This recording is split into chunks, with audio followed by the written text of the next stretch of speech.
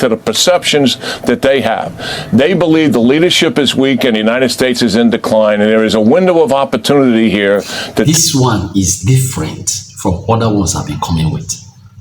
The chairman of the Institute of the Study of War just made his own analysis. He said that it is like in this regime of American government that is too weak, that since this regime, they have had about 66 attacks from different parts of the world.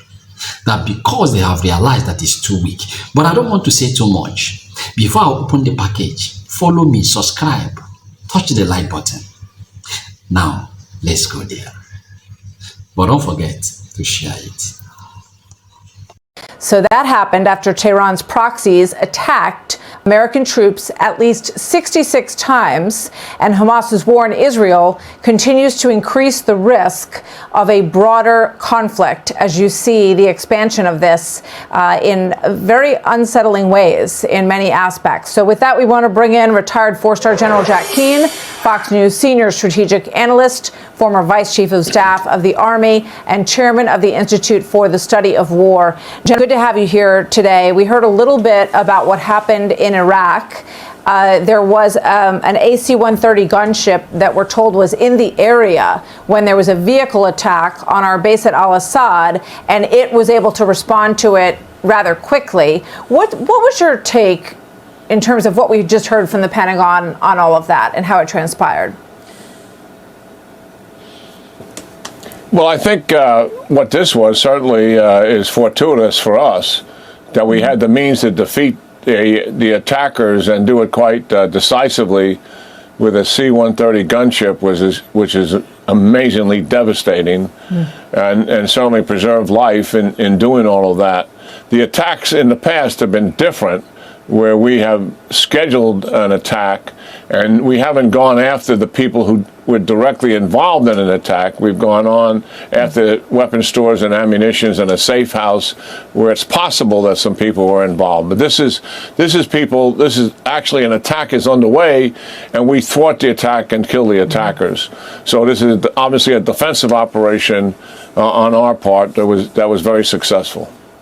So let me ask you this. There are reports in the Washington Post that there are inner struggles at the White House among the Biden team over the response to these 66 attacks. And in those, you've got 62 U.S. service members who have been injured in all of these attacks. And we can show the map once again to show people where these are happening. And Sabrina Singh, who is the deputy press spokesperson at the Pentagon, was asked about, basically the question was, the deterrence is not working. And here's what she had to say about that. Listen to this, General. I know 66 is a high number, but again, we have days sometimes where we don't have attacks. So is it like, would you say that the strategy is not working if one day goes by where there's not an attack on U.S. forces? I'm not saying that that's the way to caveat it, but what I am saying is that we don't want to see this conflict widen out. What do you think of that response, General? Well, it's pretty ludicrous, to be frank about it. I mean, since the Biden administration has been in power, I think it's been documented 150-something attacks on our forces in Iraq and Syria. And to remind our audience, why is Iran doing this? Their history is they don't get involved directly themselves. They've had 43 years, used multiple proxies from foreign countries, not their own, to do their dirty work for them. And the purpose is to drive the United States military presence out of the region and also to destroy and weaken the state of Israel. That is what this is all about and has been about for 43 years. The history shows us, and I fundamentally disagree with those who say if the United States responded strongly, we're going to expand the war and we'll have a regional war on our hands. The history does not support that conclusion. The people who come to that conclusion, it's their fear of this escalation that is driving them. And why do I say it doesn't support that? Because the proxy strategy has been largely successful. Secondly, the two presidents who challenged this and said, no, the only way we're going to deter them is we have to attack something that Iran values. And Reagan hit their oil platforms at sea, and also the IRGC bases after they were attacking U.S. ships escorting tankers through the Persian Gulf in the mid-'80s. Trump went after the commander of the IRGC Quds forces to deter their attacks. Qasem Soleimani, well documented. Did the Iranians attack back? Yes, they did. It was a measured attack. And what happened after that? Nothing. What happened after what Reagan did? Nothing. History supports that Iran does not want a direct war with the United States. This is the issue that the administration and those who fear this cannot come to grips with. Oh, there's a possibility that's going to happen. Well, of course, there is a possibility it's going to happen, but the evidence does not support it. Why would Iran ever want to get involved in a direct conflict with the United States that would involve the destruction of the thing that they value the most, their regime? And they know that. That is why they have the proxy strategy.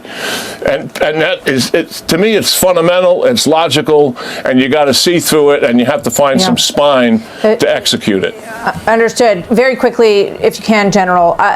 It appears, though, that Iran is quite emboldened at the moment. We're seeing these attacks in the north from Hezbollah. You're seeing a lot of activity to the east from the Houthis.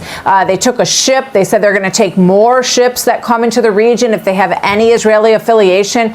There's an argument to be made here that Iran believes that now is the moment to succeed in their goal of finishing off Israel. Well, I think there's something happening here with the three of our major adversaries, China, Iran, and Russia. All of them have become considerably more aggressive during this administration. I'm not getting into the politics. I'm just getting into the perceptions that they have. They believe the leadership is weak and the United States is in decline, and there is a window of opportunity here to take the initiative and achieve some of their national goals. You saw that in the invasion of Ukraine. You see it with President Xi's fundamental increase in 2 years of aggression in the Taiwan Strait, South China Sea. It's amazing how much he stepped up his game.